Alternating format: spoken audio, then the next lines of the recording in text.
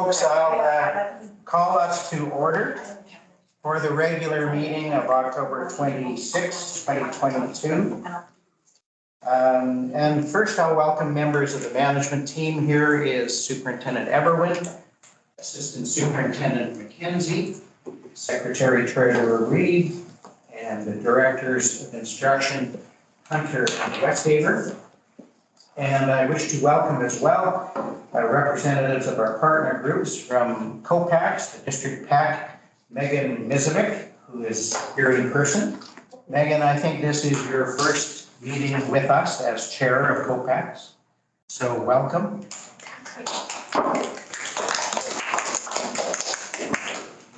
Second, for the Saanich Administrators Association, we have Ray Dennett appearing virtually with us. Hi, Ray, welcome.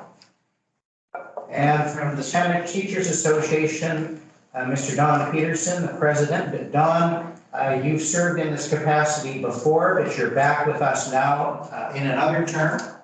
And thank you for that and welcome. Thank you. I see Mr. McEwen as well. Michael, our past president of the STA, welcome. And do we have Ms. Nola Welch, who is the chair of QP 441. Nola is usually with us and may sign on, and in any case, I would welcome her. I also wish to gratefully acknowledge that the school district resides and we meet this evening on the traditional territory of the Lasonic people. And we thank them for allowing us to do so. And like them, living, learning, working, and teaching on this land. Moving then to the adoption of the agenda, is there a motion to adopt the agenda? Trustee McMurphy, is there a seconder? Trustee Van Well. Are there any proposed additions or changes or revisions to the agenda? Trustee Van Well. Chair, thanks, Chair. I would like to add a under reports from trustee representatives of UCSD emergent motion. All right, so let's do this by motion. If you would move the addition of provincial council emergent motion to section 13. I so move. All right, thank you. Is there a seconder for that? Trustees Silzer, any discussion on that? All in favor? Opposed? Carried. Trustee McMurphy. I have two to add. I would move that we add a report on the accessibility meeting. I take it on the board behalf, and also a report on the COPACs meeting that a couple of us attended last week under trustee representatives, yes. All right, so Trustee McMurphy, let's take those by motion. Well, first, a report on the accessibility meeting, again under item 13. Is there a seconder for that? Trustee Stelk, all in favor? Opposed? Carried. And then second, a report on the COPACs meeting. Trustee McMurphy, moving that. Is there a seconder? Trustee Van Well, all in favor? Opposed? Motion's carried. Thank you. Then back to the main motion. Oh, sorry, Trustee Stelk. That's okay. I think I need your glasses. I'm so tiny. Just to add MPS report about the MPS meeting yesterday under item 13, please. So Trustee Stelk moves to add a report on the Memorial Park Society meeting of October 25. Second by Trustee McMurphy. All in favor? Opposed? Motion's carried. Thank you. So we have 4 items as I make it under item 13. Does my math work? Good. Thank you.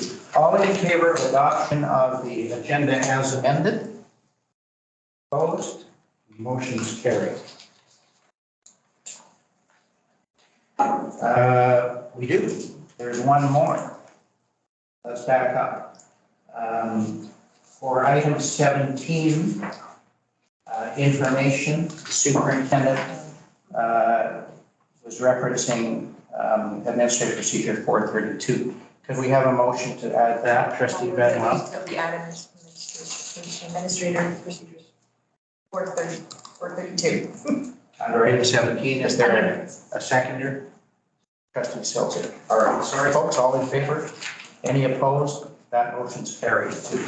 All right, unless there's an objection, I'm assuming that we're still okay with adopting the motion for the agenda as amended. Yes, thank you. Carry. All right, let's carry on. Minutes. Item 3. Before we go there, I want to report that before this, we had an in-camera meeting where we discussed personnel matters and business affairs. The minutes we're addressing are those of the regular board meeting of September 21, 2022. Are there any errors or omissions to the minutes of September 21, 2022? Trustee Silver. Chair, I would refer to page 5, item 16, and that was the approval of the board annual work plan. There were a couple of things I think were missed under January, the second bullet. I believe the reference should be that to the BCPC AGM rather than provincial council. BCPC doesn't have a provincial council, That's right. and the policy matters come up at the AGM. So it should be BCSBA. It should be the BCPC AGM. AGM. Yeah. And then on Well, the, thank you, Trustee Silver. Let's deal with that one first. Trustees, is there any objection to amending the minutes in that respect? Hearing none, it's done. Oh, it just is. add the word carried Where? after December. Oh, well, let's get to that in a sec, Trustee Silver. Well, we'll do that, but Trustee Silver is quite done. You have another one? Yes, under November. I think that the omission is to add after the election, to add the election of the BCPC representative and the BCSTA representative. We said that every November we elect the chair and vice chair, but I believe every year we also, and I mentioned that at the meeting. All right, is there any objection to making that correction, trustees? Is that on the next motion? Or is that, I'm not sure where it's going. That's in November, right? That's under item 16. Subparagraph 2. Okay, November. And on our work plan, we would add that we have an election of the BCPC representative and the BCSTA representative. And alternates. And alternates. Right. As well. Is that clear, colleagues? Is there any objection to that? All right. We'll amend the minutes accordingly. Was that it for you, Trustee Silton? Yes, thank you. Thank you for bringing those to our attention. Trustee McMurphy, sorry, you have one. Just carry afterwards. Just carry it. Here's the motion at the end of December. I got it. Yeah, thanks. All right, trustees, agreed? Thank you, Trustee McMurphy, that is included as well. Other than though with those changes, is there, are there any others?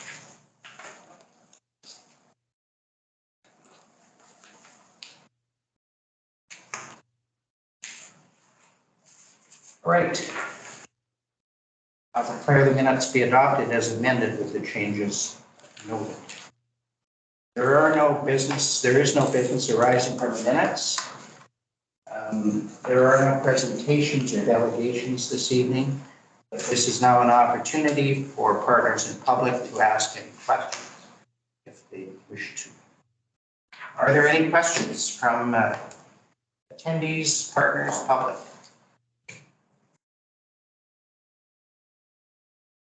Mr. McEwen? Thank you, Chair. I was just hoping to give my thanks to the outgoing members of the board for their dedication, for their many years, and for those who have decided to renew that commitment and return again next year. But just to say thank you for the year that I had to work with you, and for the years that you've given to the service of Saanich and to the staff, the students, the senior administration, and everybody else. So I just wanted to give my thanks. Thank you very much, Michael.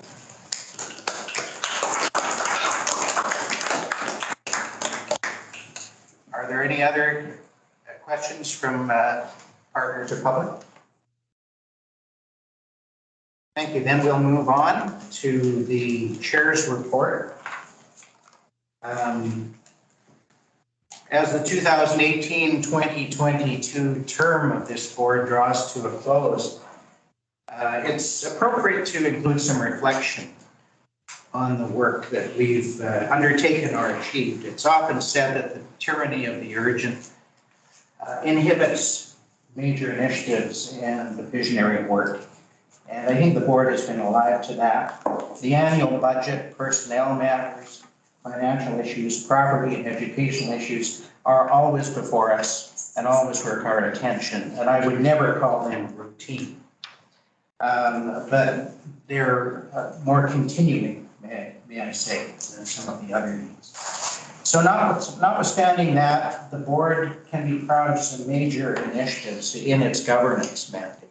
I expect that the superintendent will probably, in his report, speak about some of the operational matters that we've dealt with as well.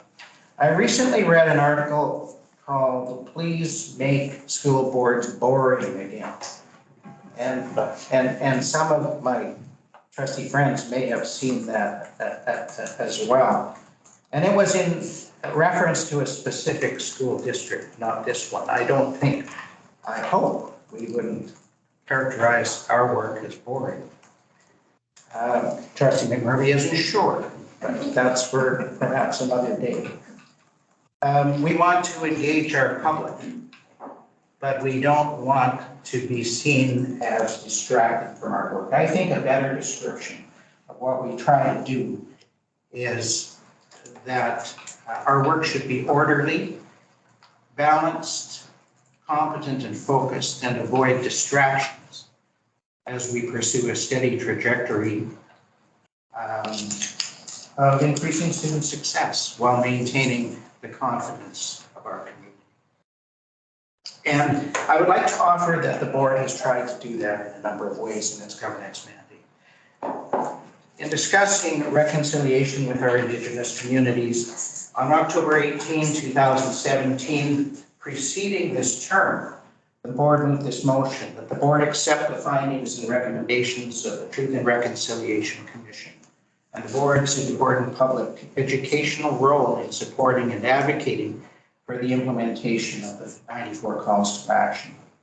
There is, of course, so much to do, but I would offer that the board has attempted to keep this in the forefront of its mind in its work with our Indigenous students and communities.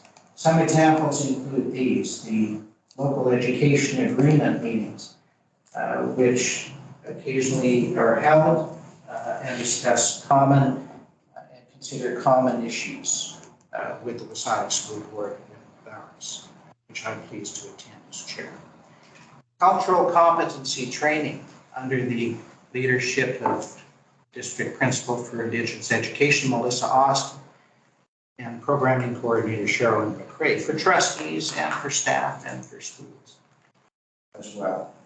Meaningful consultation in a number of matters, including our budget development process and, of course, our strategic plan for 2022 to 2027.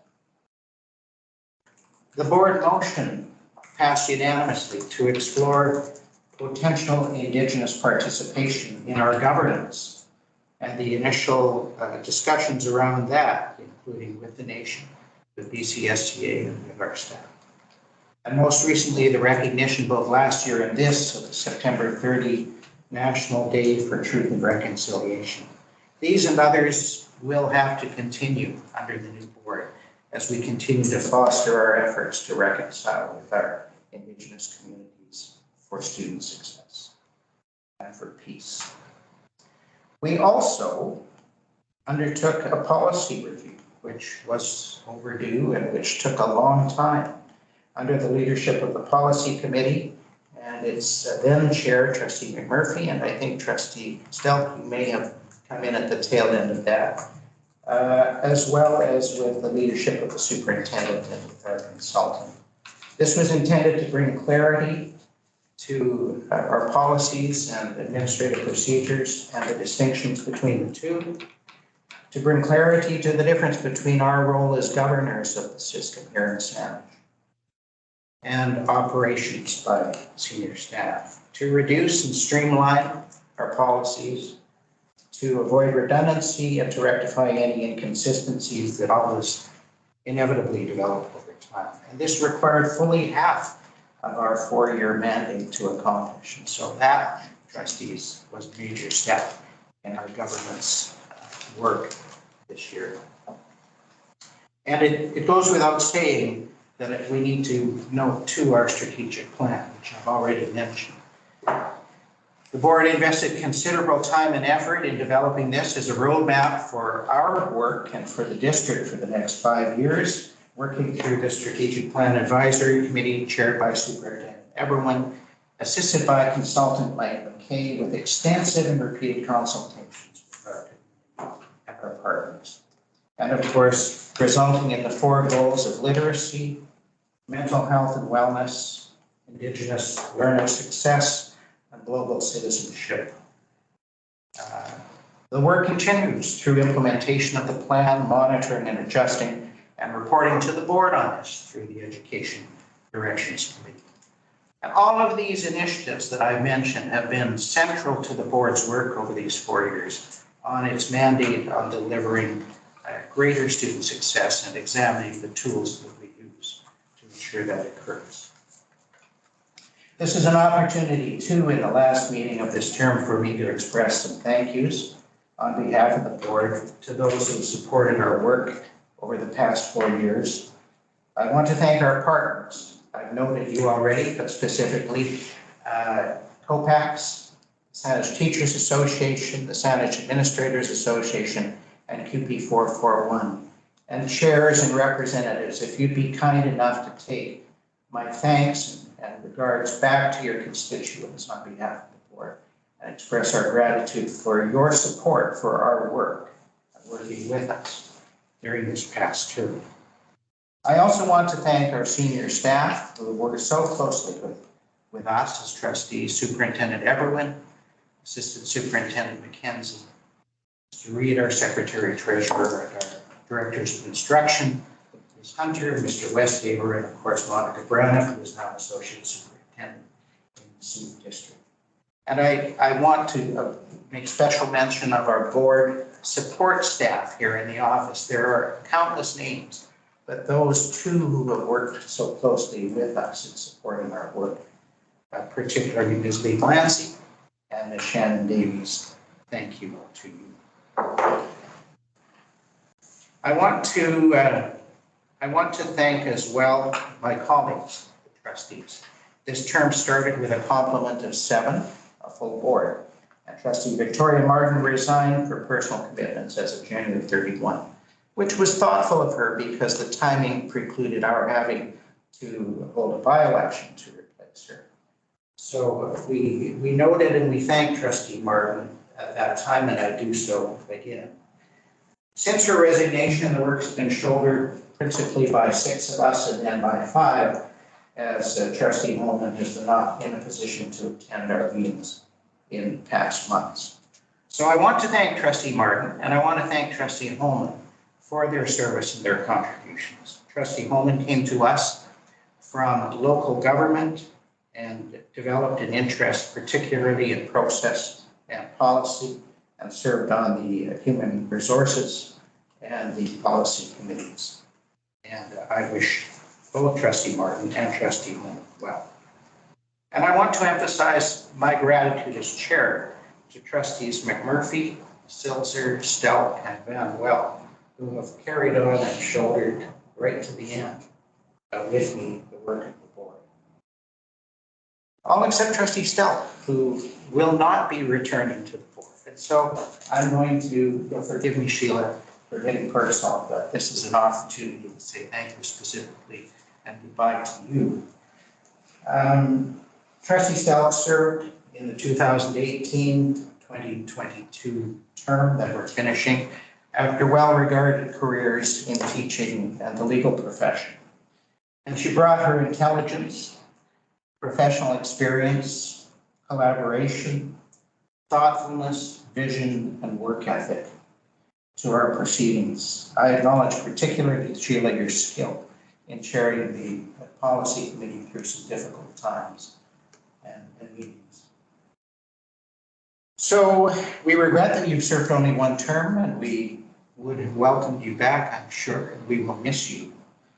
But I want to thank you on behalf of the board and wish you the best, and to provide you with a gift in appreciation of your time with us and your commitment to the work that we achieved.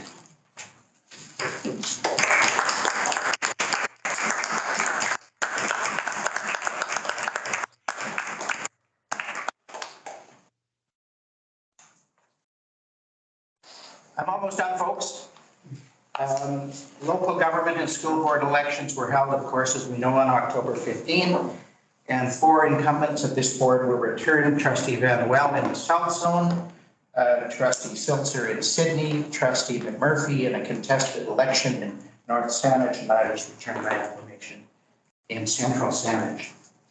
We welcome and look forward to our being joined by the 3 new trustees-elect: Kevin Elder, who was elected with Trustee McMurphy in the North Zone, Susan Hickman, who was acclaimed in the Central Zone, and Joyce Vandell, who was acclaimed in the South Zone. So could we welcome them? I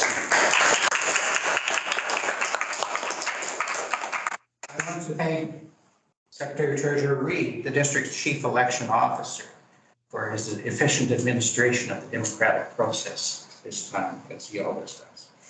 And finally on this, I want to acknowledge 2 of our staff in the Saanich District who were elected to other boards. Colin Plant, who was a Claremont teacher, of course, was returned, and former CRD chair, was returned topping the post at Saanich Council, and I assume that he'll be returned to the CRD. And second, a TTOC from our district, Natalie Bio, was elected to the Greater Victoria School District Board of Education. And so congratulations.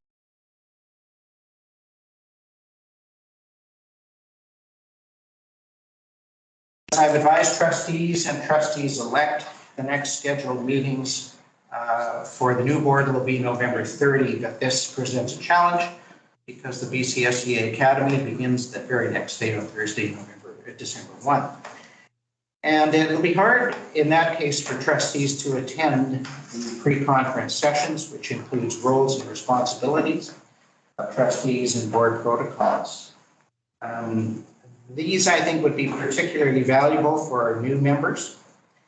And it will also provide an opportunity for them to connect with more experienced trustees and ask questions about the work. And so I have, in my communication, invited the board to consider moving that November 30 meeting to December 7. Committee day for November would remain the same, but if this is done, that would solve the problem.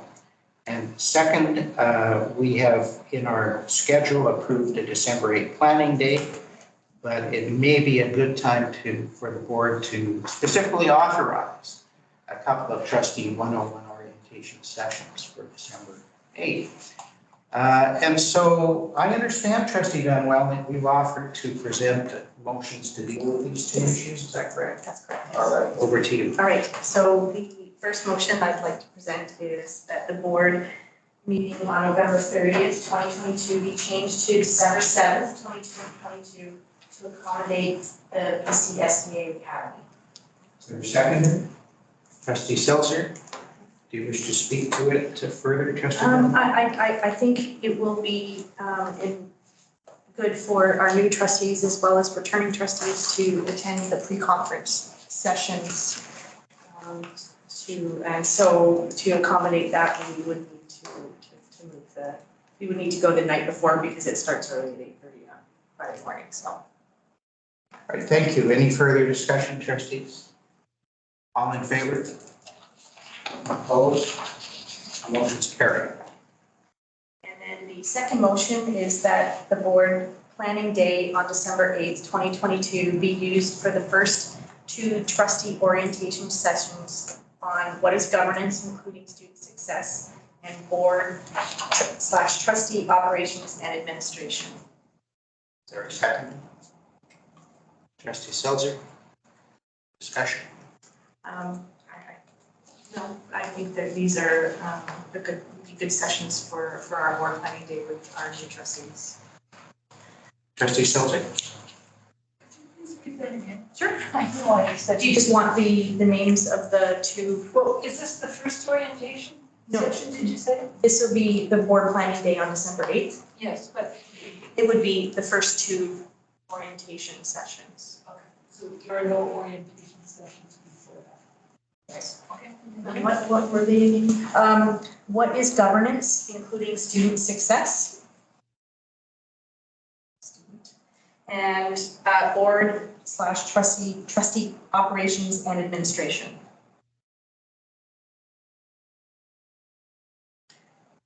Any further discussion, Trustee? Trustee McMurphy?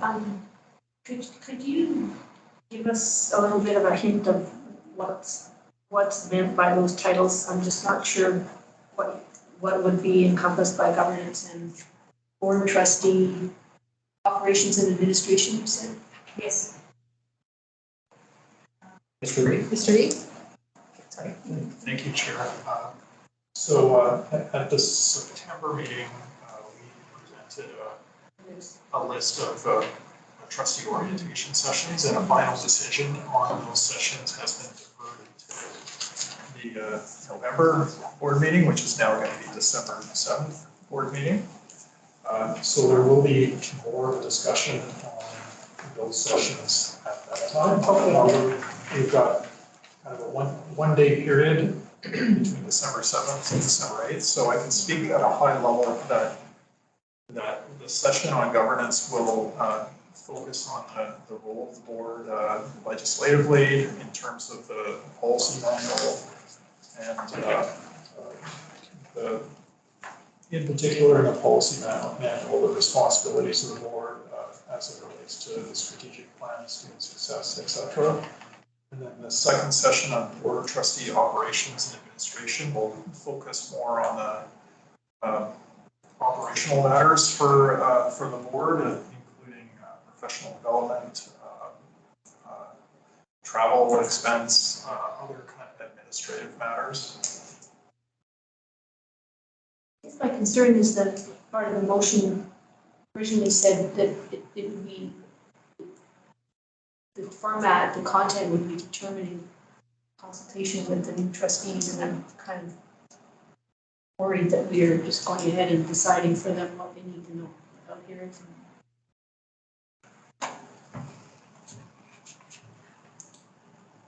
Yeah, this will come to the board on December 7th, and so we will have a discussion about it. And That's part of the problem with moving the date. yeah, it is one of the downsides, but we would be able to, we know the material pretty well. So if there are things that we hear from the board that should be included in those sessions, we'll be able to adapt for the next day. Would it be possible, Chair, to have an agreement that whoever's in charge of planning this day would have the authorization to reach out to the new trustees to seek their input prior to December 7th? Perhaps it could be fed into something on December 7th. I mean, obviously it's not going to have an impact on the 8th because it's going to have to be planned. But if there's some way that we could reach out to the 3 who will be joining us, I mean, they don't have any status in terms of affecting change, but I think it would be very useful if we could ask their advice, their opinions, and what they feel their needs are. I think Trustee McMurphy, assuming there was no objection by trustees, we could add a phrase to the motion, something to the effect of subject to consultation with the 3 trustees elect, if that would suit Would you be content with that wording? Yes, but I'm not sure who's reaching out. I'm not sure who's in charge of this day. Agreed. Mark? Yeah, David. So subject to the superintendent and the secretary treasurer consulting. So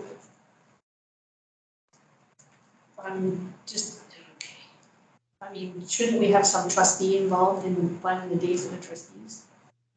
Well, that would be me, Okay, I expect. okay. As long as you. Well, I may not be. I mean, it'll No, be but the who's chair. the chair? Let's Yeah. assume the chair. Okay. Yeah, whoever the chair is, Okay, so if it's me. the chair and the superintendent, the secretary treasurer are planning the day with input from the three trustees elected.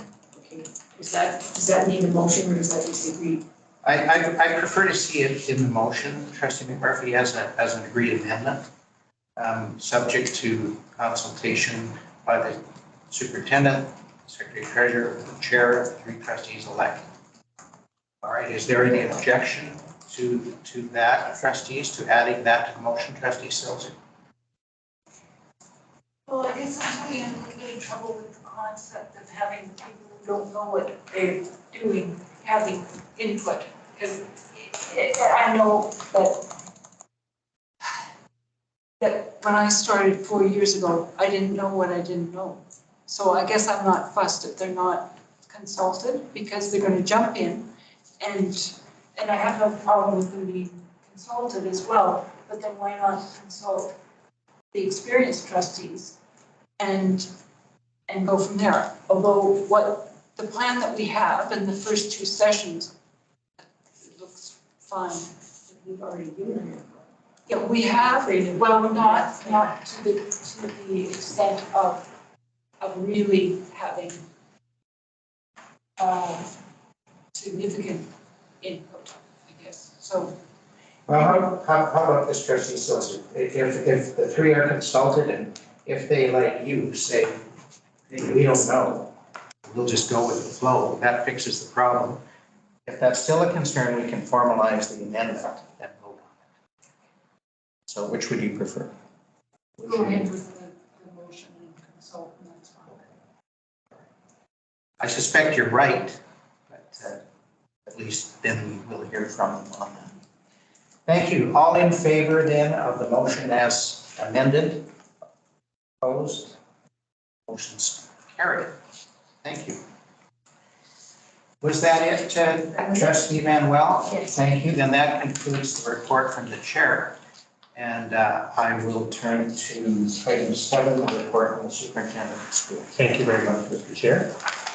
I have the distinct privilege of being able to share my own reflections on the last 4 years as well, too, along with some operational items for the board, partners, and guests here this evening.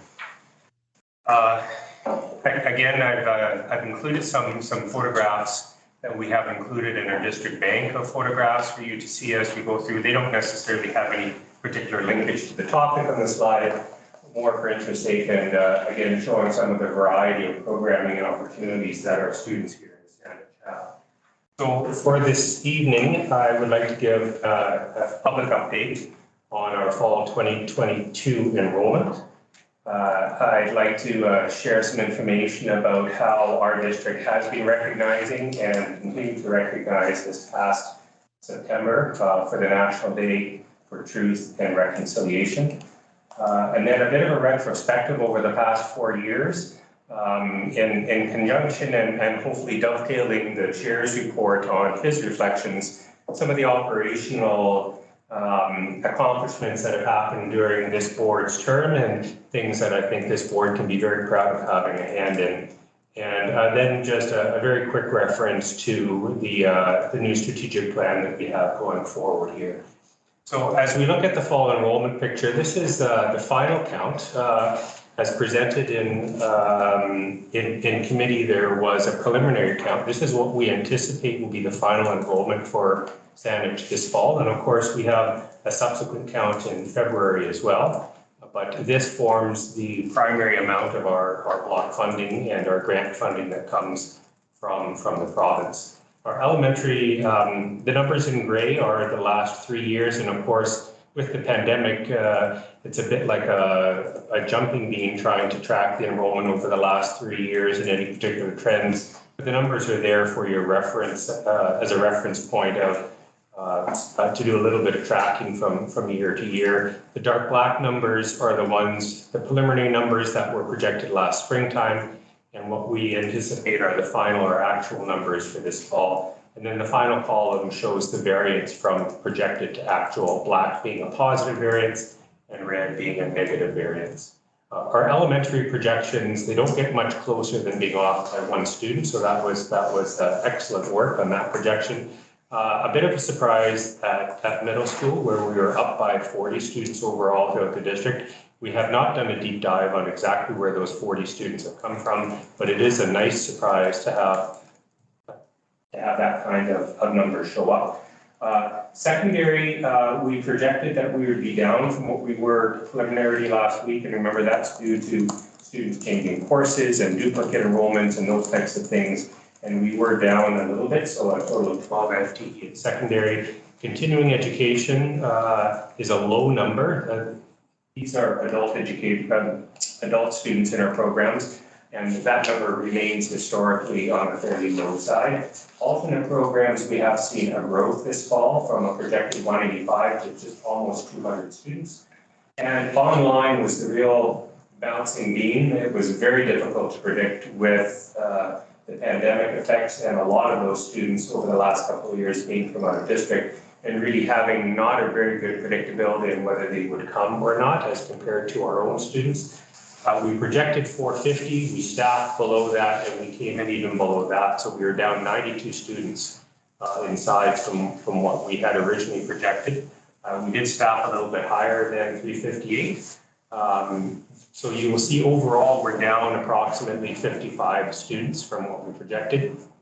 And because it decreased enrollment, we do have a bit of funding protection to help cushion that blow. But it's certainly not what anybody hopes for to be below projections. And so that will continue to be something that we monitor as we go forward. Excuse me. September 30th has been for the last couple of years a national day for truth and reconciliation, and a day that has been recognized here in the province of British Columbia for the past 2 years, as well as a day for people to sit back and reflect on what it means to seek the truth and to head towards reconciliation. I decided to post call to action 63. I find it quite interesting that the call to action actually has the same number as our school district, which I think is quite interesting and a bit prophetic.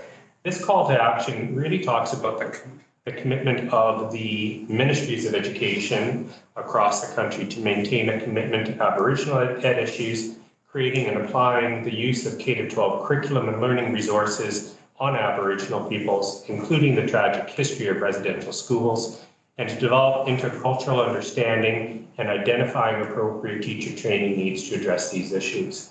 There are several educational call to actions, but this one really resonates, and is one that we particularly focus on here, and I would argue throughout the province as well too. And so as I go through these next few slides about how we have started to move towards understanding the truth and moving down the path towards reconciliation, keep in mind some of these phrases within this particular call to action, both from a provincial lens, but also from a district lens as well too. And I believe we have started the journey, but we have much further to go. You will recall that we unveiled our new welcome pole here at the school district office earlier this year. Quite a proud accomplishment. The slide in the middle is the main artist, Chaz Elliott, and you'll see the photo down below. Charles Elliott is holding his hands in the front. That's Chaz's father, who had the vision for the welcome pole, and Chaz, along with his cousin behind in the sunglasses, completed the carving. And there are several members from the nation there. The gentleman in the back you may not recognize is Brad Baker. He is with the Ministry of Education and is part of the Squamish First Nation from North Vancouver. And Brad and I ironically go back years and years. And so when we invited him to come out, it was a real honor to have him attend that day. On September 29th, we took time out to recognize the National Day for Truth and Reconciliation. And these next few slides showcase some of the artwork, some of the presentations, and some of the student presence on that day. On the left, you will see a gathering at a park in Brentwood. That was a combined march between Stelli's secondary school students and the Wasanish Leadership Secondary School down at the tribal school campus. They were bused to Stelli's, and together they marched down the road to Brentwood. And then you'll see the artwork on the right-hand side, of course. There's the march heading down the road, and some students holding some signs from Stelli's secondary school. One of the speakers from Stelli's secondary school who was speaking that day in the park and talking about the importance of seeking truth before the journey to reconciliation can really begin. And it's a reminder every year that this district takes to heart the fact that every child does matter. And we put a lot of emphasis not only on this day, but the importance of reducing systemic racism, of reducing colonial impacts on the education of Indigenous children and their families, and finding ways to bridge towards a brighter future. I'd like to take just a few slides again to talk about the board's role these past 4 years. And Chair Dunker did a very strong job in terms of recognizing many of the governance accomplishments that this board has achieved over the past 4 years. And as he indicated, I too would like to acknowledge the work of the trustees. The one picture missing from this is Trustee Martin, who was pointed out resigned for personal reasons last January. But I do want to take a moment to thank all 6 trustees, 5 are in attendance tonight.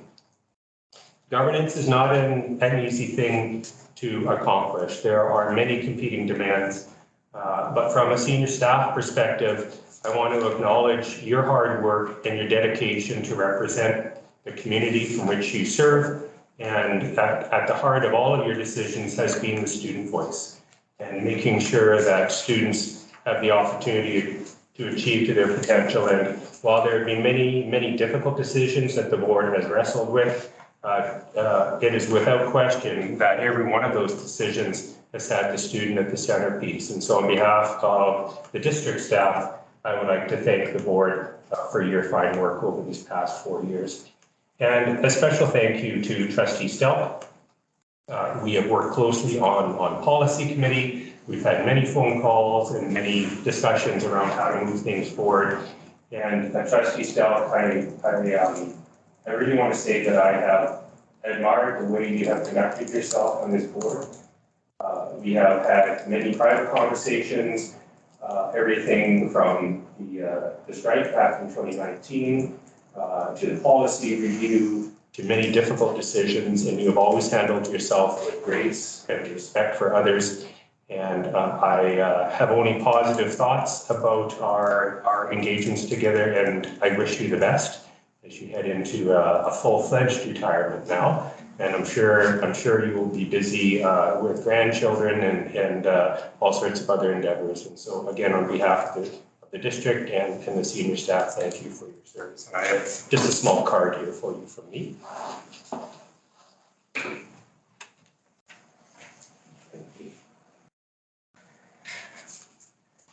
So let's take a look at some of the accomplishments, some of the enhanced learning that has happened over these past 4 years, and I've broken it down into some themes. Let's talk about the instructional focus, specifically around instruction and learning. There have been many things that have changed over the last number of years. We have 2 directors of instruction, of learning and innovation, and diversity and inclusion that the board approved. We re-invited some additional district teacher leaders into learning services that have really helped move that learning and teaching agenda forward. We have a new district literacy assessment and have introduced something called the Haggerty Learning Resource, which is helping, excuse me, early learners and all learners in the district. That's something brand new that we're very excited about. We conducted an equity scan of Indigenous student success. Thank you. I seem to be choking on a frog here. Looking in the dark corners, as Director Hunter has talked about repeatedly, making sure that we're not afraid to tackle the difficult questions of Indigenous learner success.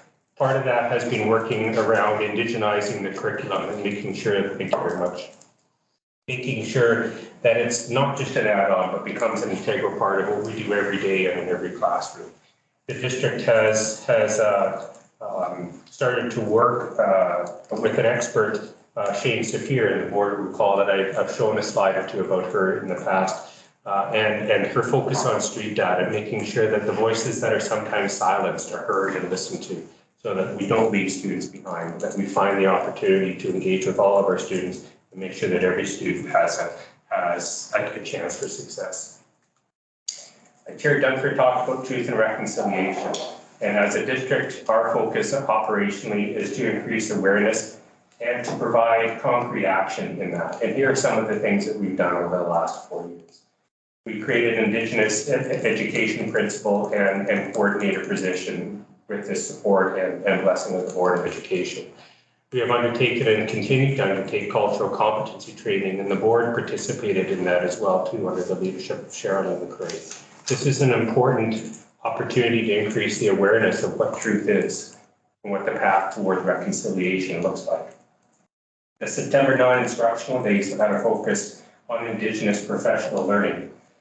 This last one in September was magical, and we had 2 amazing speakers and wonderful breakout sessions. An opportunity for all staff to learn and grow in their understanding and appreciation. We have improved our learning resources around Indigenous education under the stewardship of Sherilyn, and we have Sinchothan language in all of our kindergarten classrooms. Every month, an Indigenous Education Gazette is published with all sorts of lesson plans and sites to visit and ideas for K through 12 teachers, an amazing resource that we've been able to create internally within the Indigenous Education Department. And we've begun to tackle the difficult, the sometimes hidden issue of racism. Racism exists. I'll say that again, racism exists. It exists in our schools, it exists in our community. It is systemic, and it is sometimes unspoken, and it is sometimes through the slightest of actions, and sometimes it's blatant. And as a management team, we have begun the journey to understand what racism is and how we're all part of the necessary solution, each and every one of us. Each and every one of us needs to look internally into ourselves as to what actions and words we have been saying that help to create systemic bias, that create implicit bias. We have begun a learning series. I'm not a huge fan of book clubs, but I am of this one that we've started this year in management, and it is being led by Sherilyn, and it is an important first step in our understanding of our own roles and what racism is and how we can combat it. And we have been accumulating a number of teaching resources to tackle this very real and persistent problem.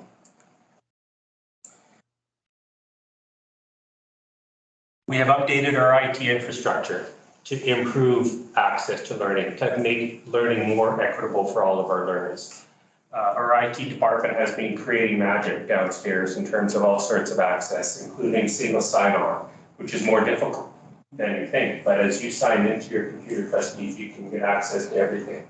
That wasn't the case. You had to sign into all of the various applications. That's a very difficult task. We're improving wiring, our switches to improve internet speed. We've been installing dozens of new projectors and deploying hundreds of mobile devices to help improve that access to education. We have industry standard software now, email programs, productivity suites, and applications that go through a vetting process to make sure that we are in compliance with things like privacy rights and access rights. We have updated our district and school websites to reflect a new modern and updated standards where we believe in innovation and creativity. We are still in the process of rolling out a new communication tool called School Messenger while it's operational at the district level. It's had a few implementation hiccups at the school level, but we're getting there. Our branding. It's a small piece, but it's a big piece at the same time. That unifying brand of being modern and innovative and creative is important because it speaks to who we are as a community And that's something that we're proud of, and we continue to update our brand. In fact, over the next few days, you'll see a brand new e-signature coming out for all staff members. And it is again an upgrade from what we have already, with an acknowledgement of the territory that we're on, and an opportunity for people to feel more inclusive by including their pronouns if they want in their signature. So again, that opportunity to be more inclusive, to make sure that we are recognizing the diversity within our school system. We have been excited to have an energy sustainability plan where we target CO2 emissions in not a haphazard way, but a thoughtful, progressive way where budget allows and where we can have the greatest impact. We have expanded, with the board's approval, ILC Broadmead. The board approved an expansion and the adoption of an additional lease space at that campus, our smallest campus in the district, but one that continues to grow with need. We have talked about the need for building transitional programming for grade 9s, and with that increased space, we were able to meet that need in the South Zone. It has improved student mental health by being able to have more teaching spaces. As you saw in the enrollment chart, our alternate programming spaces are expanded. We have more students who fit into that particular learning niche, and the board can be thankful for the work that they have done to improve that space, for example. Workplace wellness, again, awareness and action. Student advocates are a really important part of our school district who work with parents, community outreach, and counselors. We've created snapshots in mental health and wellness with monthly bulletins around how staff and students can stay healthy and well. We've got an increased focus on trauma-informed practices. Wellness grants out to schools continue again this year, as we've had those for the last couple of years. We continue to have strong community links, Beacon Community Services, human nature therapy, and discovery addictions counseling. And a real focus on mental health literacy with resources, lesson plans, and in-service opportunities for all staff so they can increase their awareness around mental health. Career options. We work with Camosun College with the Task of Trades Awareness Skills and Knowledge program, where the students get exposed to a number of different trades and certificates and diplomas so they can go out into the world of work and have opportunities in a variety of fields. Our STACK program changed over the last couple of years and started to create tiny homes. They were having difficulty finding projects in the community, and then they said, why don't we build our own homes? And we've been building one every year for the last number of years. Puts all of the various trades on display, and the students actually love it. And we were just recently featured on Big Timber on the History Channel just the other night. And so if you want to search the History Channel and look up Big Timber, you should see the STACK program highlighted there. Great success for our school district. And let's not forget the two new programs that we have. The BIUSD 63 program of the Education Assistant and Community Support Program finished its first cohort, and we'll be starting its second in February this year. We had 12 graduates, 7 new EAs in our school district, something the board can be very proud of. And of course, the Take a Hike Foundation, brand new last year as well in partnership with this foundation. The Take a Hike program was full last year. It's an opportunity for students to receive one-on-one counseling, to be out in the community, to seek adventure, to be outdoors, and to also gain academic credits. A great opportunity, and the number of students that we had contact us saying how wonderful it was and finally somebody gets them, it was truly heartwarming for that program. So something that the board can be extremely proud of, so congratulations on that. Lots of accomplishments, and that was only the tip of the iceberg. One of the biggest accomplishments for this board was the adoption of your strategic plan with the 4 themes of literacy, Indigenous learner success, mental health and wellness, and global citizenship. With the plan focused like this, it's already creating waves of excitement out in our schools. People are talking about it. They're referencing it. I hear parents talking about it. I hear administrators talking about it. I hear teachers talking about it. They have it posted in their classrooms and in their learning commons and in their offices. It's something that we continue to reference as we move forward. This document is going to guide our conversations, our resources, our time, and our people as we work to improve student learning. It's going to be responsive and flexible to the data that we receive and to the conditions that exist before us. It's going to make sure, we're going to make sure that it includes student voice. Students should be having an active role in their education, and we're going to be continuing to meet with them over the 5 years of this plan to make sure that their voices are heard and we adjust the plan as necessary. And as indicated by the chair, we're going to be providing regular updates through the Ed Directions Committee on our progress. And if we're not doing as well as we need to in an area, if we're not addressing the needs in a way that we should, then we're going to adjust it and move forward, having those 4 lenses as our guides as we work over these next 5 years. So this board has much to be proud of. And again, on behalf of the district executive and the district as a whole, I want to thank you for your service and your time and your commitment to the Southern and Senate. We are very lucky to be where we are and to have the opportunity to serve as we do. That concludes my report this evening. Thank you, Mr. Chair. Thank you, Superintendent. Are there any questions for the superintendent on this report? Trustee McMurphy. I don't have a question, but I just like to express my appreciation for the overview. It was a busy 4 years. Thank you for your leadership through all of that. It's amazing what we have done and what we have yet to do, but when you see it all at once like that, it's kind of overwhelming. It's a lot. Yeah, it really is. So thank you and all of the staff. Thank you, Trustee McMurphy. Any other trustees? Thank you, Superintendent. We'll move on from your comprehensive report to school successes, which is attached. Trustee McMurphy.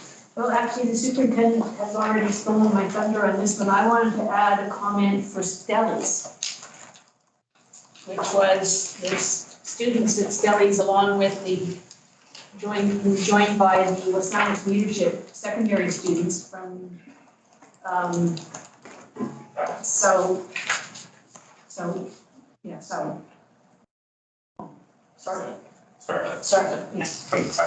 Yes. The National Day for Truth and Reconciliation, virtually the whole school staff walked, as you said, to the park in Brentwood and assisted by the RCMP and Central Saanich Police to make sure that we were safe on the roads. Trustee Stelk and I were able to join them as well as a number of people from the board office. But what was pretty unique about it, or what I found very powerful about it, was 2 things. One was the incredibly well-behaved crowd, and there was hundreds of us, walking down the roads to the park. And then the second thing about it that was so powerful was the fact that it was student-led and student organized sort of thing. So I wish Stellies had put something in on the list of school successes because they deserve to be recognized for that effort. That's all I want to say. Thanks. So Trustee McMurphy, your request or intent would be to actually add to the document. Well, I don't know if, schools submit what they want, so I don't think I'm at liberty to say what Stellies wants to say, but I just wanted to recognize the success of that day, the Day for Truth, National Day for Truth and Reconciliation, because it was a pretty powerful demonstration of the importance of the day and the ability of kids to take charge. Thank you for that. Trustees, is there any other comment on school successes? Thank you. Let's move, please, to committee reports, and we'll go back to you, Trustee McMurphy, as the chair of the Education Directions Committee. Once again, what's the name stole my thunder? Because you already talked about it. No one can replace your version. Well, let me start with the reading intervention update, which was an update from Andreas Plessley about the efforts that we're making in reading intervention. This essentially was a description of how we've shifted from the emphasis on reading recovery to, what are we calling it now? reading intervention, just reading intervention. And some of the successes they're having with building that program and getting more kids and more teachers involved, and some of there's been a little bit of hiring going on to provide some release time for that program. 0.3, Andreas has 0.3 time of his time to support that program. I got that right? Thank you. It's still these specialized teams still have quite a lot of responsibility and a major task ahead of them to try to make sure that we are achieving our benchmarks that we need to in reading and in literacy, and that's one of the reasons, of course, why it is one of our goals in our strategic plan. Specifically and particularly some of our Indigenous students, the numbers for our Indigenous students are still quite abysmally and embarrassingly and appallingly low, so we've got a big job ahead of us there. The other aspect which you referred to in your report was the effort to get student voice into our strategic plan, and Assistant Superintendent McKenzie actually took the lead on this one and gave us an example of the format that they're using in going out to talk with student groups in the high schools and getting discussions going and input from them on the 4 planks of the strat plan. This particularly this one was emphasizing global citizenship, which is going to be a tough one, I think, to engage the students in, but I think having the conversations with them to explain what we mean by global citizenship will enhance for them their understanding and their ability to actually see themselves in that role of global citizens. So thank you to the staff for working on that end of our strategic plan as well. There was just an item for information about the amendment to the school calendar, which looked after the day we missed for recognizing the death of Her Majesty Queen Elizabeth. Thank you, Trustee McMurphy. Moving then to Finance, Facilities and Technology, Committee Chair Van. Okay, so our first, we had a presentation, our energy plan presentation, and we were joined physically by Erica Letchford from the Ready Energy Solutions, so she was able to join us in person to walk us through the things that we're doing to try to conserve energy within our district. It was very comprehensive. We have a lot of questions, and the committee has agreed to refer to a future agenda to discuss the advocacy and reducing energy consumption through behavioral changes. And then we moved on to the final enrollment and funding. And the committee recommends, and I, Trustee Ben, will move that the board approve the proposed budget changes as presented and allocation of residual net funding from growth to increase the contingency reserve. Second. Trustee Stout. Trustee Manuel, do you wish to speak to your motion or the committee's motion?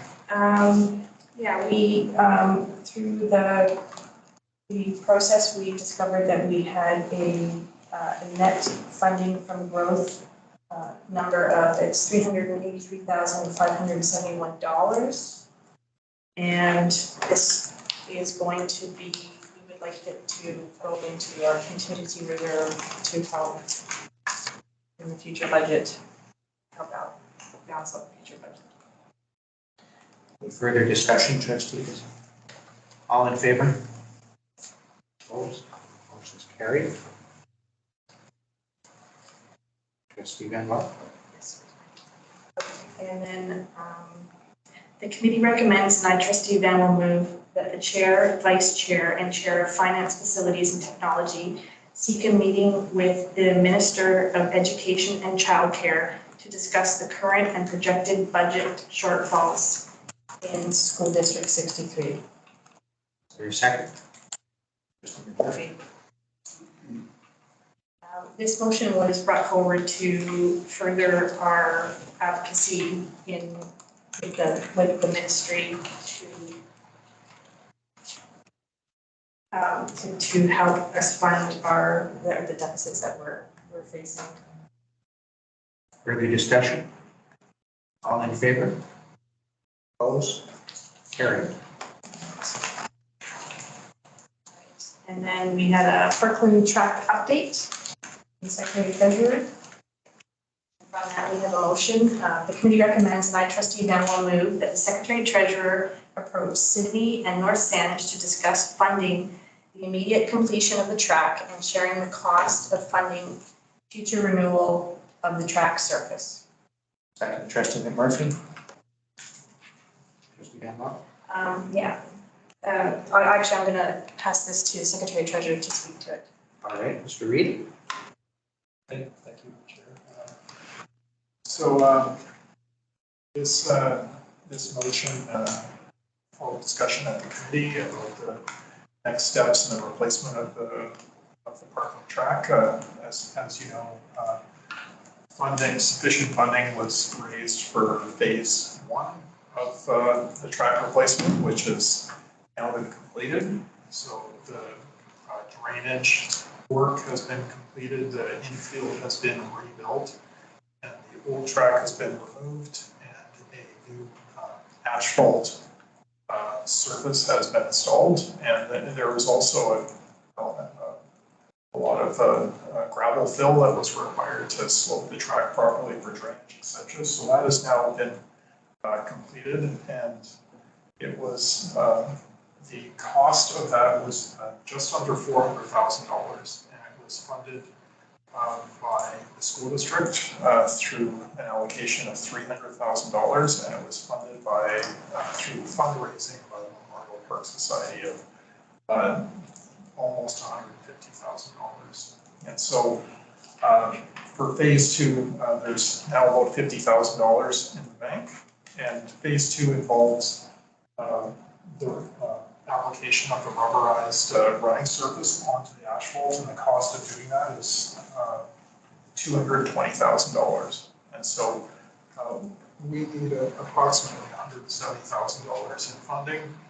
And so the discussion at committee was approaching Sydney and North Saanich to discuss the opportunity of partnering and their funding of the providing the residual funding required to complete the rubberized surface, and then also committing to allocating a small amount annually to a renewal fund so that the track surface can be replaced when it needs to be in 15 years. And so relevant to this motion and area I just wanted to clarify is earlier today, actually this morning, I spoke with chief administrative officers at both Sydney and North Saanich, since Tim Ten in North Saanich and Randy Humble at Sydney, to just give them a heads up that this motion was coming for discussion at the board meeting tonight, and to provide some of the background. A lot of it they knew, but just the background on where we are with the project. And I also asked about the process around seeking their participation in phase 2 of the project. And as I suspected, both of them said because it's a budget item, the request from the district, so from me, under this motion would be to write a letter to mayor and council. And so that is what I intend to do with, and I just wanted to confirm that that's the board's understanding, that that's an action I would take as per this motion, or if the board wishes to, the board could also amend this motion just to clarify that. Thank you. Trustee McMurphy. Thanks, Chair. Yes, to you, I guess, to the, well, I'm not sure.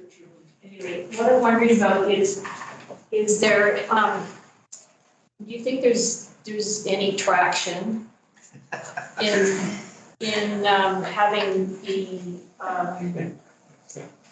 trustee from Sydney and the trustee from North Saanich approach their respective councils, either political end of the equation, the mayor and council, or just mayor, to talk a little bit about, the importance of working together and sharing the community benefit, the community amenity 3 ways and, getting some kind of political backing behind it.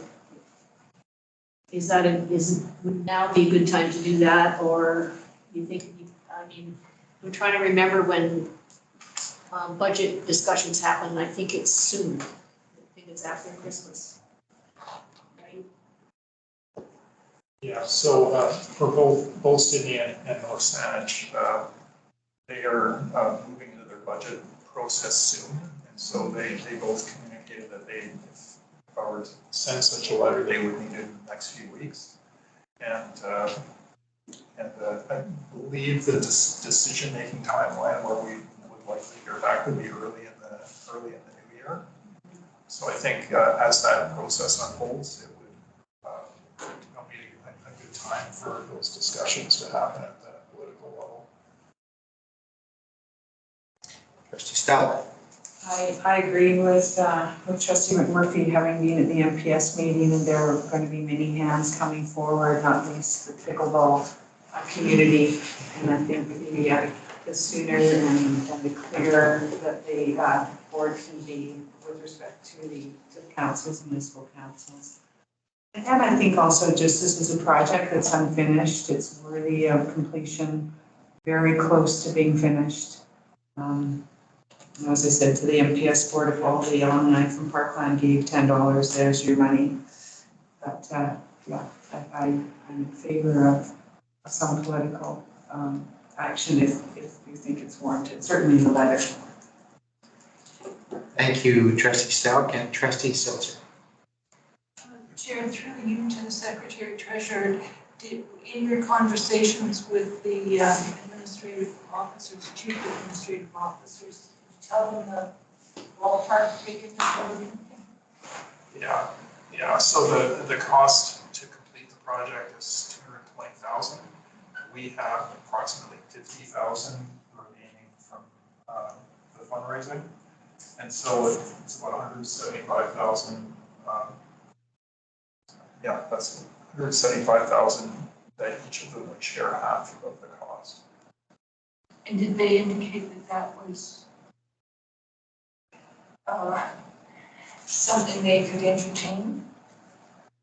Yeah, they said obviously there's a process and there's a budgetary process, but yeah, it's something that they're receptive to receiving the letter, and I think in both our discussions with them, we're not so much asking for the money, but we're presenting this as an opportunity for them. Because at the end of the day, the track that we have now at Parkland, even it being an asphalt track, is a vast improvement over what we had there. And if at the end of the day, that is all we end up having, it was worthwhile doing that, which is why we did phase 1 in the first place, knowing that phase 2 may not happen, although we think it will, because we know that there is a real desire in the community to have that higher quality track with rubberized surface. And so my sense is, my feeling is that Sydney and North Saanich would see the value in that, and that it's quite a community asset relative to the cost. So there's an understanding from the Secretary Treasurer that if this motion proceeds as presented, he will approach those councils through correspondence. I'm not seeing or hearing any objection to that. If there's to be some increased political activity by the relevant trustees as proposed by Trustees McMurphy and Stelk, perhaps we want to formalize that or not. I think Mr. Reid indicated that might be appropriate as the process unfolds, but we don't know when that would be optimally. So trustees, I'm in your hands whether you want to pursue that line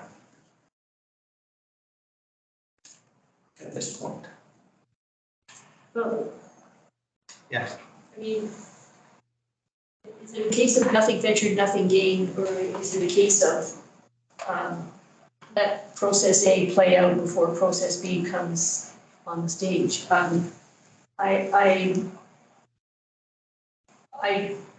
I don't know myself, because I'm not sure, you know, I'm not aware of the sort of the tenor of the conversations, and I don't know what their budget situations are, or what the competing opportunities to spend money are.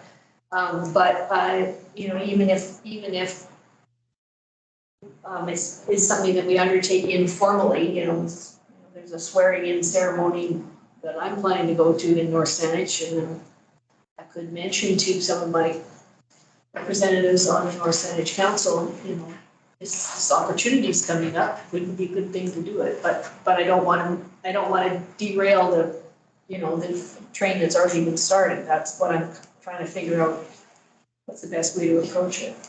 Can you help us more precisely, Secretary Treasurer, with timing or not?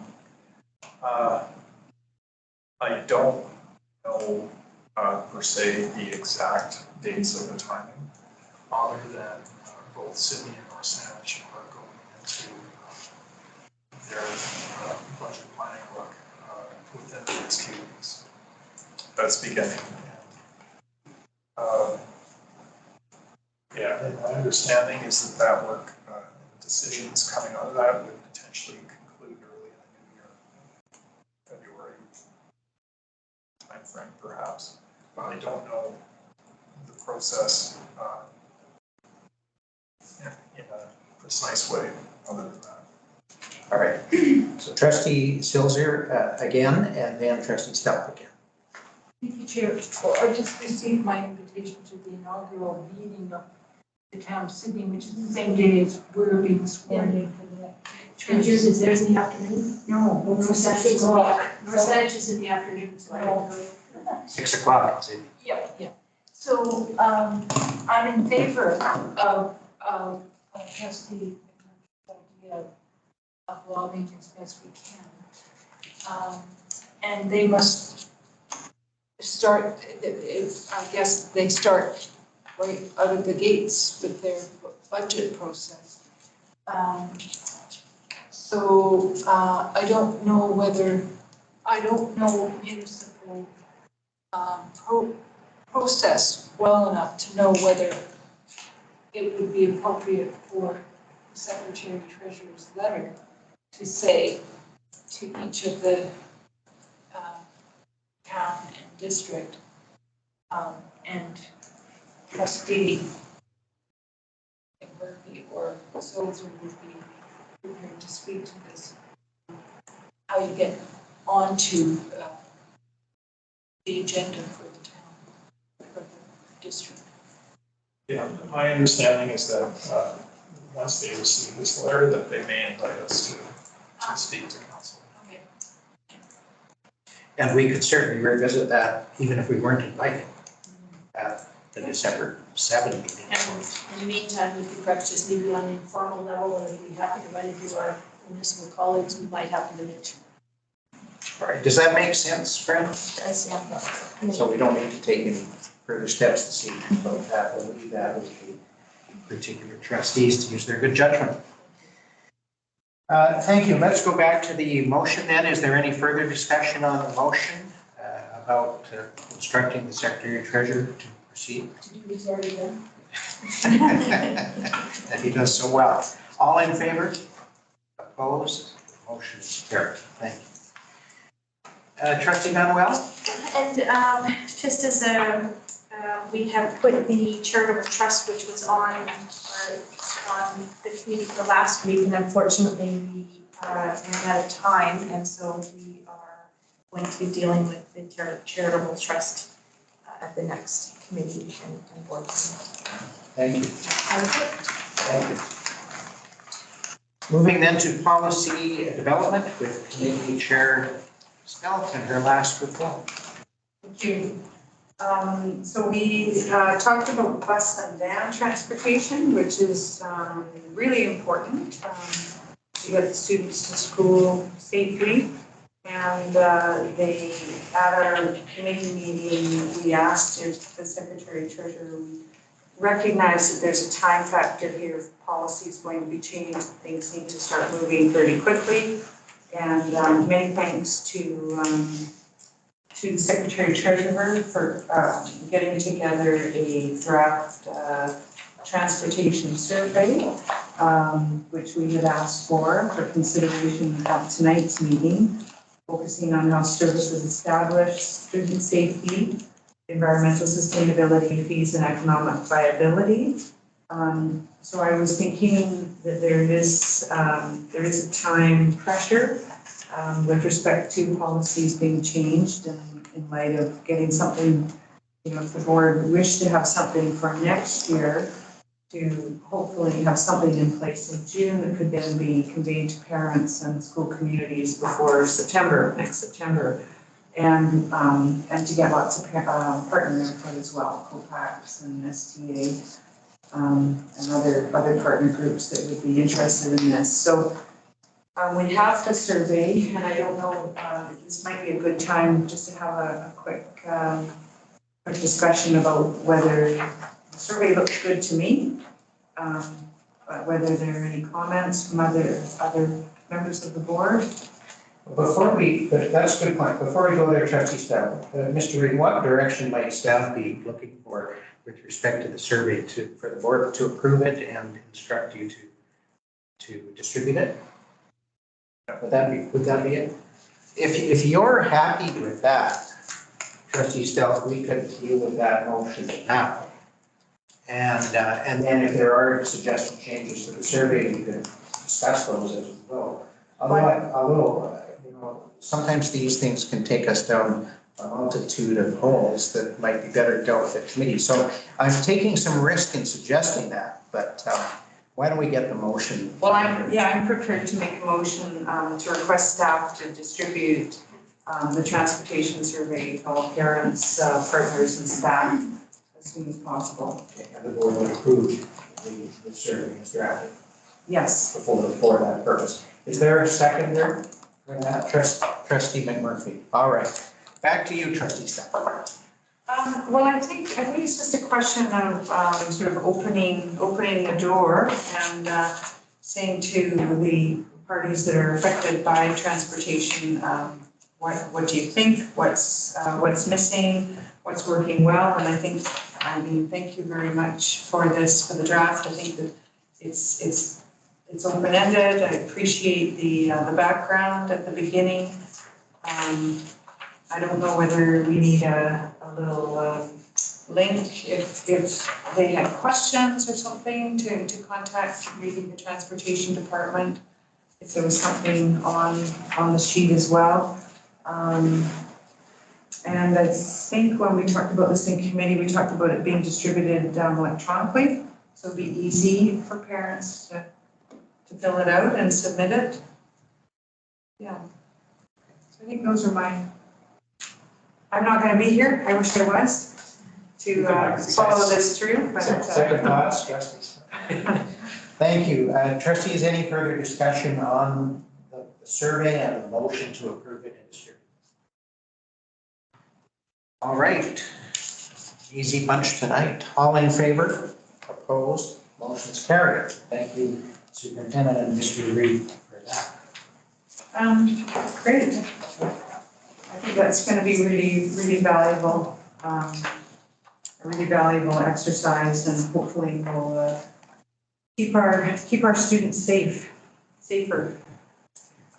So there were no more items for information, just future agenda items. I did notice that policy 9, board operations, and policy 3, the role of the trustee, just got missed for future agenda items, just goes on after political meeting attendance. We did talk about keeping them on, so policy 9 and policy 3, just to have another look at those. So we'll make sure that's Yeah. Thank you. That concludes my report. Thank you, Trustee Stout. All right, then we'll move to item 13, and we have 4 items under reports from trustee representatives. The first, Trustee Van Wel, and a potential provincial council motion. Yes, thank you. So following on the heels of our motion that we passed for advocacy for funding, I would like to propose a motion to, for consideration to submit to the provincial council that we'll be having in December at the academy. And I'll read it for you. That the Saanich School District submit the following emergent motion for consideration at the upcoming provincial council on December 2nd, 2022. That the Ministry of Education and Childcare determine annual inflationary cost pressures faced by school districts and then fund those pressures through annual adjustment to the funding rates. Is there a second? Trustee Silter? Trustee Van Wel? Thank you. So again, it was following the motion that was proposed for the board chair, vice chair, and chair of FF&T to request a meeting with the Minister of Education. And that this would be another opportunity for our board to advocate for more sustainable funding. And considering that the boards, all school boards, will be going into budget process for the 2023-24 school year. In the new year, at the beginning of the new year, this would be, I believe this will be an emergent motion for consideration at the provincial council. Further discussion, Trustee? If not, I'll put myself on the list just to assist trustees with a bit of the background that, as I mentioned on more than one occasion, the BC STA Director, Tracy Loeffler, who serves as their liaison to Vancouver Island School Trustees, routinely emails the chairs before BC STA board meetings and asks about our particular concerns. And so I've been beating this drum with her forever. She's now the interim vice chair, as it turns out. And so after our committee meetings last week, I approached her again and said, what is BCSDA specifically doing about this? And one of the suggestions, which came directly from the President Carolyn Brody and Ms. Loeffler, was that we do precisely this.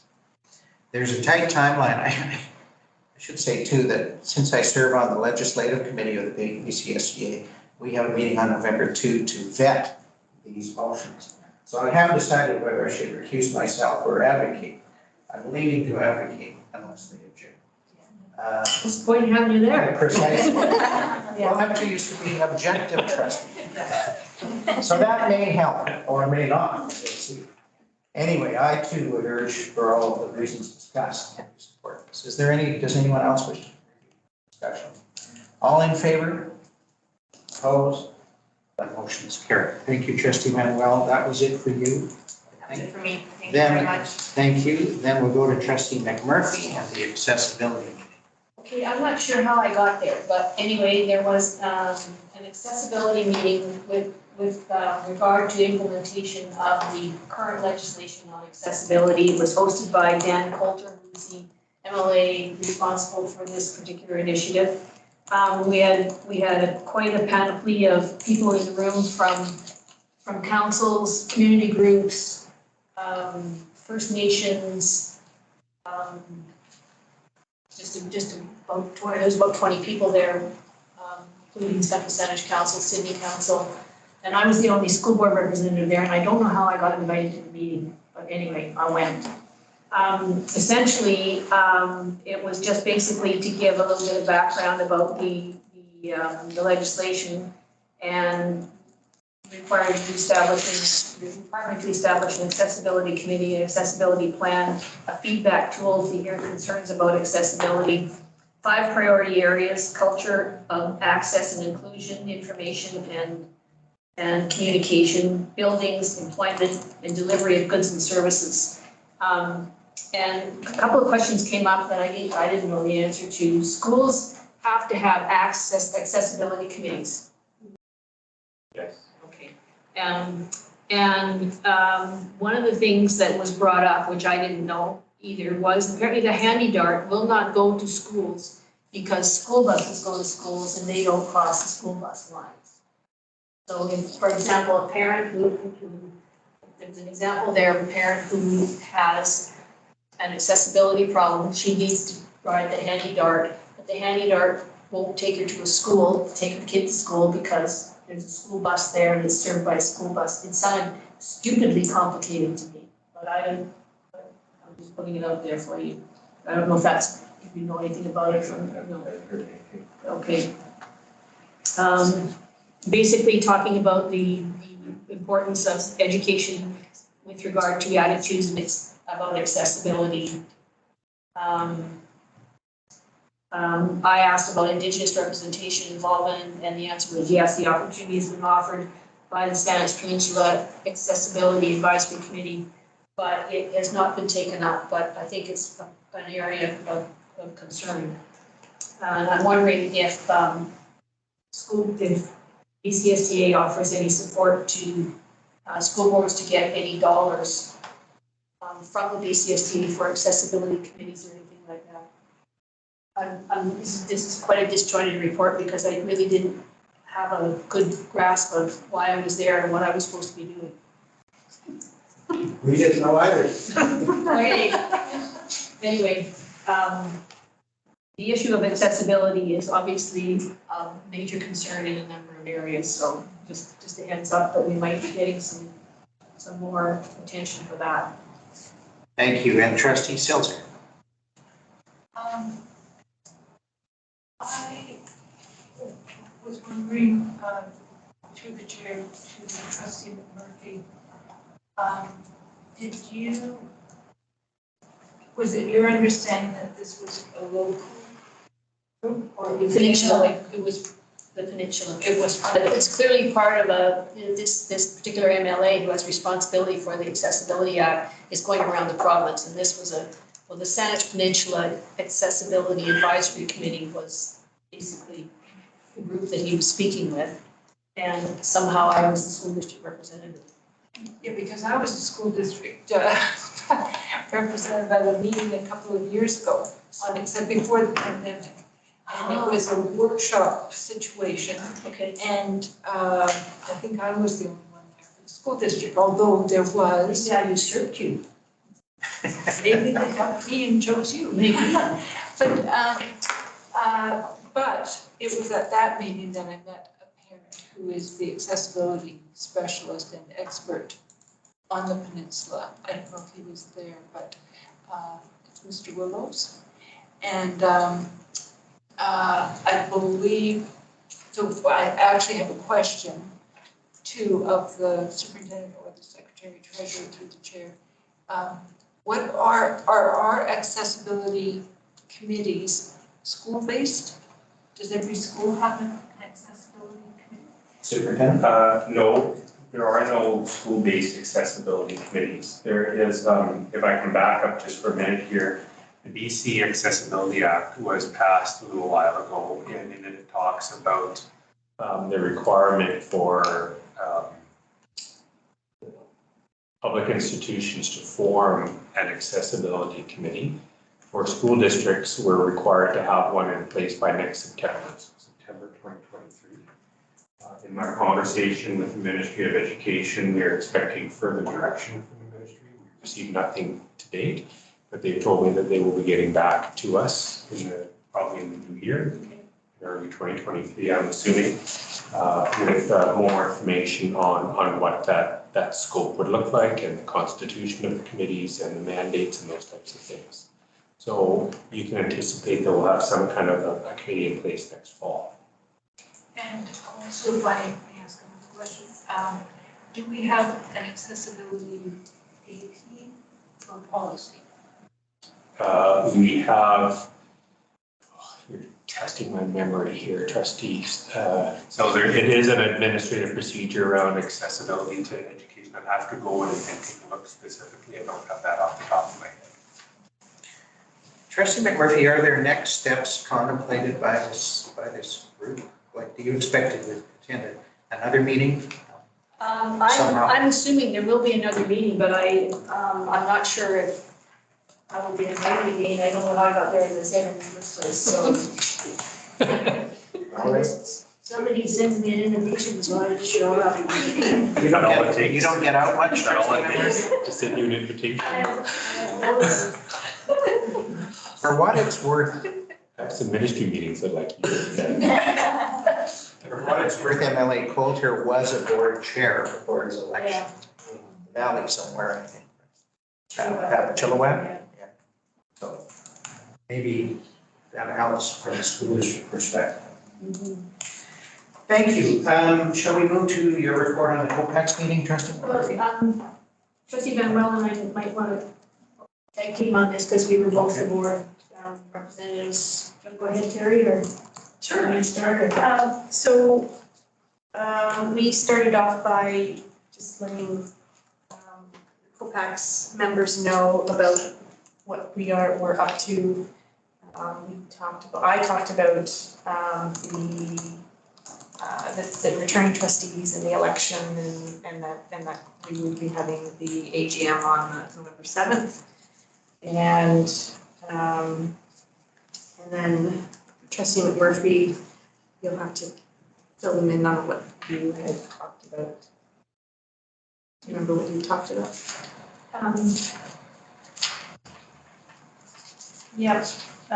Basically, what I wanted to tell the board about was what was on the COPEX agenda that might be of interest to you. Oh, that, okay, Discussion with the educational partners involved, the district committee and COPEX representatives, and also part of that was the bus and van transportation policy, which we've already discussed tonight, and the early education meeting committee nominees. Foundational skills assessment, quite a good discussion about that with the conflicting examples of advice from the Teachers Association and Federation, as well as the perspective from the district. First aid policies and procedures, and then migration of PAC websites and website communications. Mental health resources, and the date and topic of the parent information night, which is still to be determined, I think. In terms of the date, do we have a date? And then food production and security policies. And actually, one of the things that came out of that discussion, I think it came out of that discussion, was some reference to the Salisbury field. Did it come from that discussion? We didn't pick that up somewhere else. Not there. Okay, anyway, well, that's a different story than somebody was asking about the possibility of using the Salisbury field for food production, seeing as how it's not used for anything else. Anyway, it was the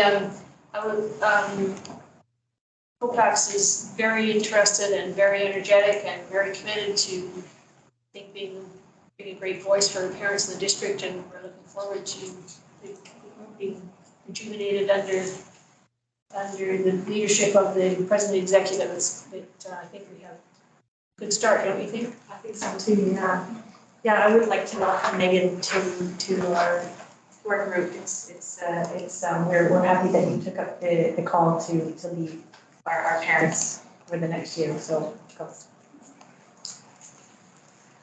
Right, thank you, Ben. And the last item under this section then is trustee Stelk and the Memorial Park Society. Yes, thank you. I attended the meeting as a board liaison.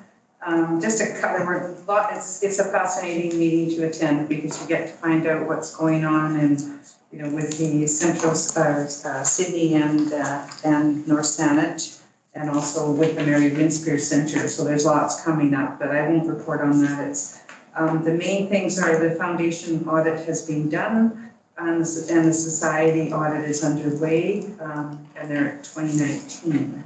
So I think they're trying to the charitable tax status. I think they're reclaiming that. I think slowly.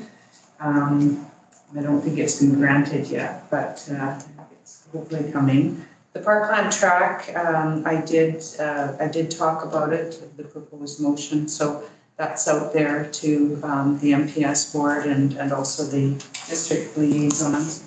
And then finally, just they're doing a policy review, and it was noted that North Saanich and Sydney have had some meetings, and they would like more information regarding the budget, more detailed information. And they're also looking at actually a written agreement on funding with the Memorial Park Society, because they do provide quite a bit of money. It's about $340,000, I think, from Sydney, and our Saanich is maybe 140. So it's a fair chunk of change for their operating budget, and I think they're looking to just have maybe some more transparency and more detail provided to the council liaisons. And I don't know if this is an appropriate time for me to speak, can I, or do you want me to do it at the end? No, go ahead, trustee. Okay, because we're almost at the end. Yeah, we almost are. I just, The end of the end. okay, stop. I just want to say this is bittersweet for me. I was thinking about it tonight, and I have been involved with the Saanich School District for just over 60 years. I started as a child, and obviously, and I have family members that have worked in the district, and also I have worked in the district, and I now have grandchildren in the district, and I've always considered the Saanich School District to be a lighthouse. It's the innovative practices, the commitment to learning. You know, when you talk to other districts, this has really been a very solid, innovative, welcoming district to be a part of as a student, as a parent, as an employee. And public education is so important to me. It's, you know, it's one of the indicators of one of the main indicators of health and wellness of any population in the world. It's been a privilege to serve the residents of North Saanich as a trustee, and to work with district staff to improve the success of all the students in our district. All 7,200 of them, pretty close. And I just, this is hard for me, but I'd like to just convey my best wishes to the incoming board as well, and who I know will continue to advocate for a strong public education system in Saanich. And I'll certainly be in the wings as a grandparent and former trustee. And thank you, all of you, for your support, and it's been really, really good. Through some challenging times.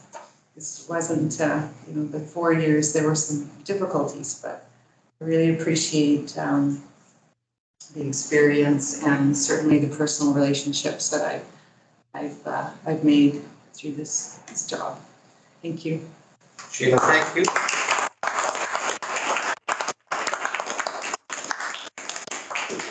All I will say is thank you for your kind and thoughtful remarks, for your service. We will miss you. Moving then to our second opportunity for question period for guests or partners to ask questions if there are any. I see a hand. Don?